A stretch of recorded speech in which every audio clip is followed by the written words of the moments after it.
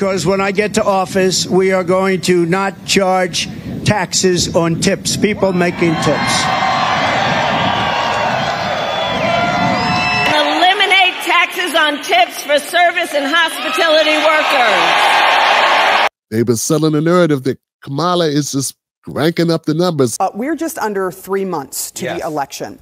How much does enthusiasm predict what's going to happen at the polls? Yeah, right, exactly. I mean, the thing that we put out those poll numbers yesterday, New York Times, Siena College, we covered them. I showed you the Ipsos polling, all of which that showed Kamala Harris with clear momentum, enthusiasm potentially on her side. But I just want to take a step back and sort of point out we've kind of been here before. Mm-hmm. Whoa, whoa, whoa. You just said you just did this yesterday. You didn't tell us this. Just yesterday you had a show and you told everyone how momentum is just the momentum of the Kamala Walls campaign is just off the hook and that they're just ripping it up and Trump's basically a shadow of his former self. And now you're telling us you got to go back if you want a do-over? Because people actually believe that broadcast a little bit too much? We got Democrats already buying land in D.C. or extending their rental leases on their nice cribs in DuPont Circle.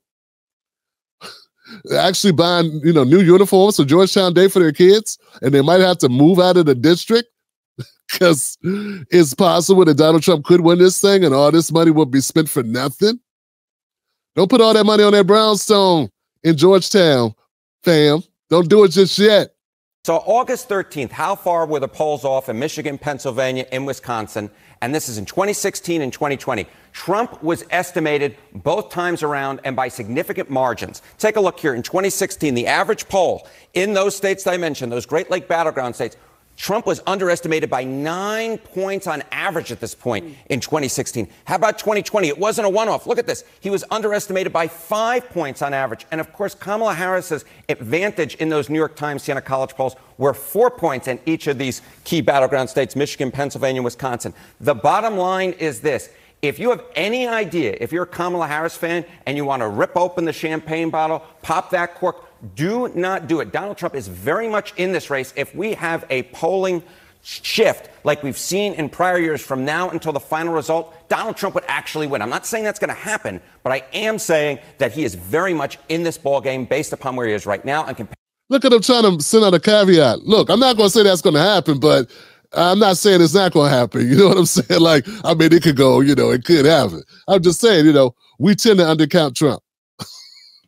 And we've been quoting for the last 3 weeks these numbers that are undercounting him because, the paper comes first, fam. Remember, this is how you got Donald Trump. You got Donald Trump because greedy networks like CNN, MSNBC, CBS kept giving him all this earned media coverage. Sort of like the coverage you just got on Twitter X. We're going to get to it.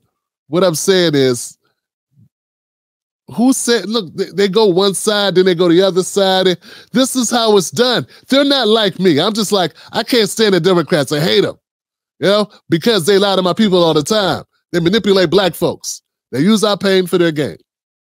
That's a good reason to hate somebody, to hate a party. I don't hate the people. I hate the game. But my point is, what they've been doing is greed-driven. It is Democrat-driven, which is also greed-driven, but they want to get paid in more than one way, so they're going to go this way, go that way, go the other way, feign not to be a part of it, pretend to be unbiased, and that's what they've been doing, and that's how you get money on both sides of the ball. Compare that to where he was in prior years. We certainly heard the Harris campaign saying, we have to keep fighting. Absolutely. This is definitely not over. All right. Let's talk about enthusiasm and how that translates actually. We are quite a ways out, again, 3 months about.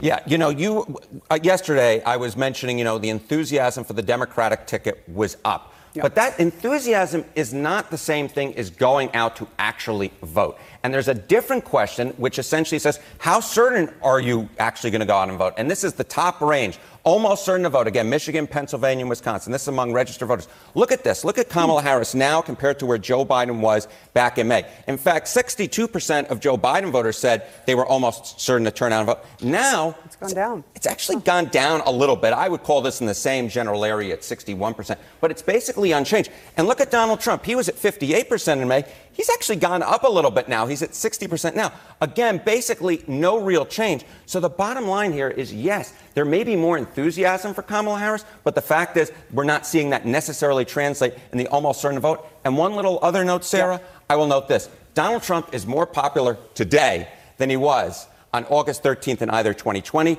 or 2016. So the bottom line is, yes, Kamala Harris is doing better in the polls, but there's a long way to go. The polls can shift. The almost certain to vote hasn't actually shifted, and Donald Trump is more popular than he was at either 2016 or 2020 at this point. I want to stop right there, guys. Put your foot in this, guys. How in the hell can this guy be more popular now than he was when he won in 2016?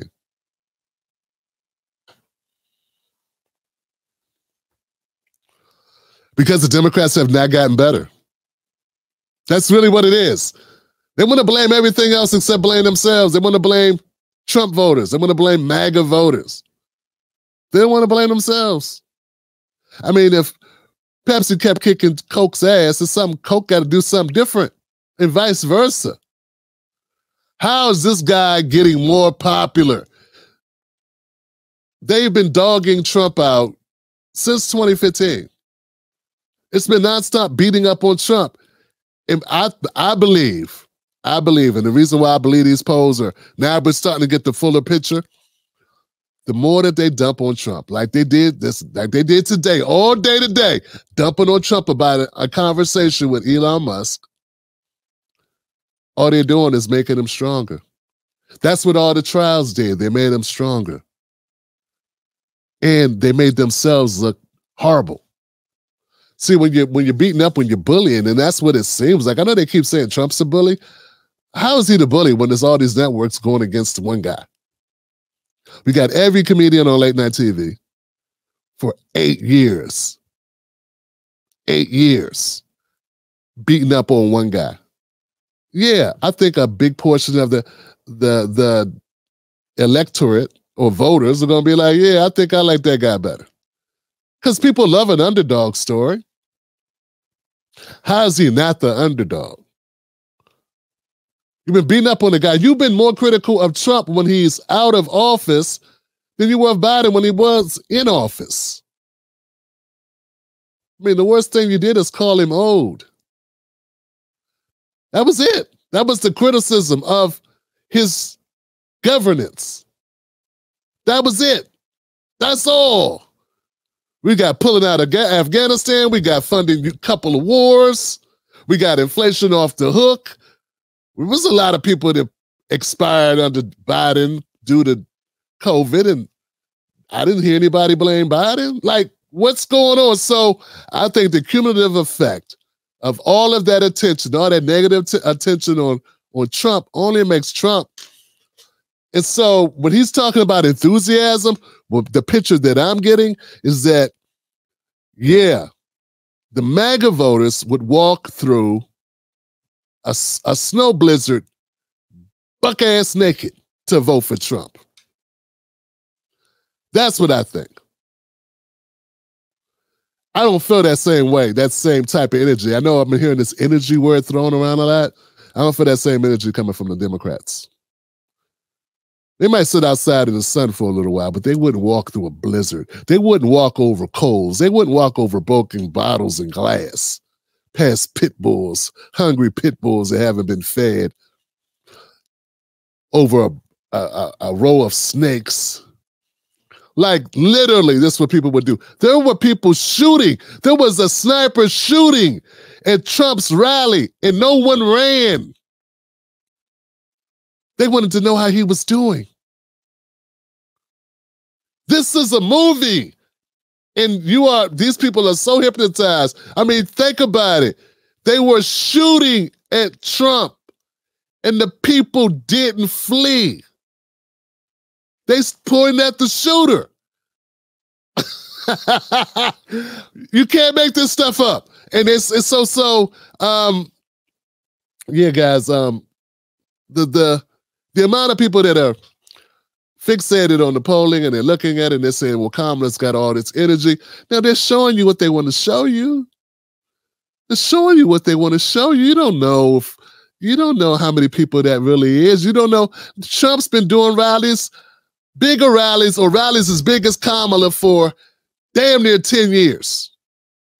I'm just saying. He's won his primary 3 times in a row. And I'm not saying Kamala won't make this a competitive match. I'm not even saying I'm certain that he's going to beat her. I think he is, but that's like 70. I'm 70-30 at this point. But the point is, these people are undercounting Trump, man. I think this segment here on CNN is just so that some of you guys don't lose your minds if things go the other way.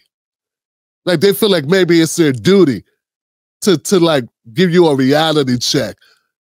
Check yourself before you wreck yourself. Feel me? Because you guys are underestimating the fact that Trump has won 3 primaries for a reason, because people came out. And Kamala has won exactly how many primaries? National primaries. 50 states. Oh, okay. Okay. Until you get a primary vote, until you get some electoral votes, all this talking, I don't care how many D.L. Hughleys you send out after. I don't care how many plies and Luke, Uncle Luke. Bless you, Uncle Luke, man. Respect, bro, but damn, bro. Like, I don't care. Ricky Smiley, I don't care how many Earthquake, Pierre, Beyonce, Rihanna. I don't care how many stars you send after it. All right? Are those people as invested as you think they are? Trump's still the favorite. That ain't gonna be your favorite politician, but he's still the favorite in this race because he has the only one who's ever been president before. He's the only person that was elected to be president that's in this race. And for some reason, a lot of people are being convinced the person who wasn't elected to be vice president and wasn't elected to be the nominee is somehow the favorite in 3 weeks. All I'm saying, if this all comes crashing down, remember Tim Black told you so.